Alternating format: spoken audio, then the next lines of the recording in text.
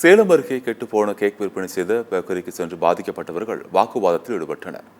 சேலம் மாவட்டம் இளம்பிள்ளை கடையாம்பட்டி பிரிவு சாலையில் உள்ள ஒரு பேக்கரியில் இளம்பிள்ளை பகுதியைச் சேர்ந்த ஒருவர் பிறந்தநாள் விழாவிற்காக கேக் வாங்கியுள்ளார்.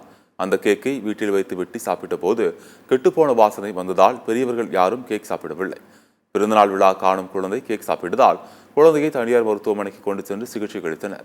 பின்னர் பேக்கரிக்கு சென்று பாதிக்கப்பட்டவர்கள் வாக்குவாதத்தில் ஈடுபட்டனர்.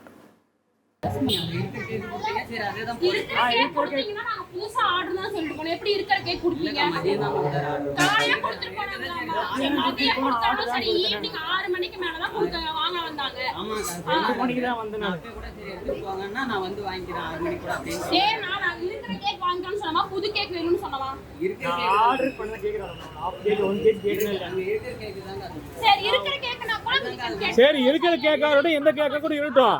நீங்க கெட்டுப்போன கேக் தரலாமா? நீங்க இப்போ வந்து எங்க பேர சின்ன குழந்தை சாப்பிட்டுருக்கான், அவனுக்கு ஏதாவது தொந்தரவு ஃபுட் பாய்சன் நீங்க பதில் சொல்லுவீங்களா? நீங்க சின்ன குழந்தை சாப்பிட்டுருக்கான், இப்ப அவன் மட்டும் தான் சாப்பிட்டுக்கிறான், அதுக்கு ஏதாவது பிரச்சனை ஆச்சுன்னு என்ன சொல்லுவீங்க பதில்? நீங்க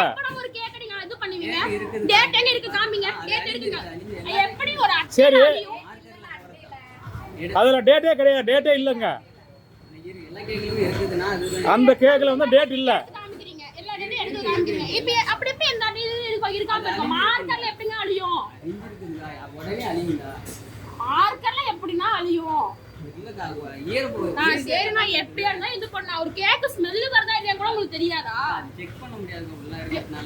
இல்ல, நீங்க கேக் டெலிவரி பண்றப்ப ஸ்மெல் தெரியாது உங்களுக்கு?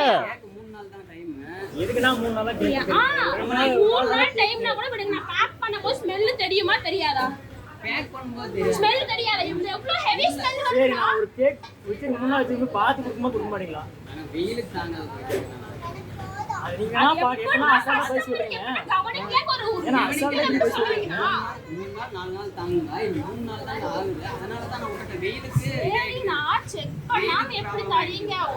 கேக் வெயிலுக்கு தாங்க மாட்டீங்க சொல்றீங்க. சீக்கிரம் தெரியுதுல, அது பார்க்கணுமா இல்ல? நீங்க தான் பார்க்கணுமா இல்ல? ஏன் பார்க்கல?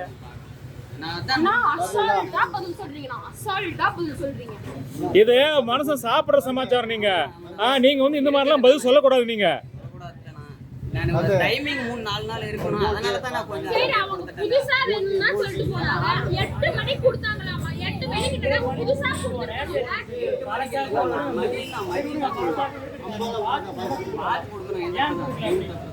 அதான் நான் 4 நாள் டைம் இருக்குறதுனால தான் நான் 3 நாள் தான் ஆகும். அண்ணா 4 நாளோ 3 நாளோ நீங்க வெயில் தாங்காதுன்னு சொல்றீங்க. அவங்க செக் பண்ணிரணுமா இல்லையா?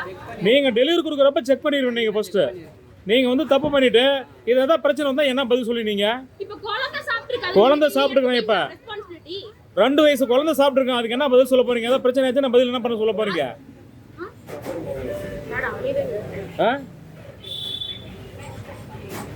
சொல்லு, நிஜமா நீங்க அசால்ட்டா வந்து சொல்றீங்க.